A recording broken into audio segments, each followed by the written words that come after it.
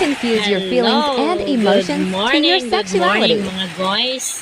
Ayan, in my opinion regarding to the LGBTQ plus community, remember the creation of God in Genesis, that God created man and woman in His likeness. So, nilalang tayo ng Diyos sa kanyang kawangis. So, wala doon sinasabi na LGBTQ+. From the very beginning, dalawang kasarian lang po talaga yung nilikha ng Diyos, at sa kalaunan, meron po kasing personalidad, in my own opinion only, meron kasing personalidad na pusong mamon. Oo. At meron naman mga pusong mamon sa lalaki, at meron mga personalidad sa babae na pusong matigas, no?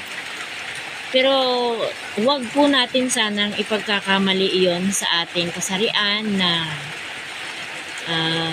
kapag pusong mamon tayo, bakla tayo o gay tayo, na ipagkakamali lang po natin yung sasabihin na out of the shell, yung gusto mong lumabas sa shell na pinagtataguan mo.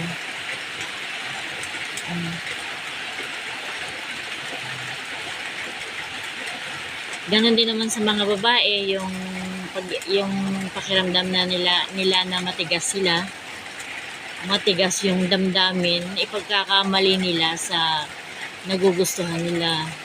Ako nung kabataan ko rin, ayoko ng lalaki. Gusto ko ng mga kapwa ko babae. Gandang-ganda ako sa mga babae na malinis manamit, maganda pumorma, maganda yung ngipin, malinis sa katawan, mahaba ang buhok, mga ganong bagay. Pero habang ako'y lumalaki, parang basta yung mga gusto ko, lagi ako nakasombrero, nakakap, baliktad pa yan. Kasi nga nung high school ako, battalion commander ako ng aming school kasi nung panahon ko, year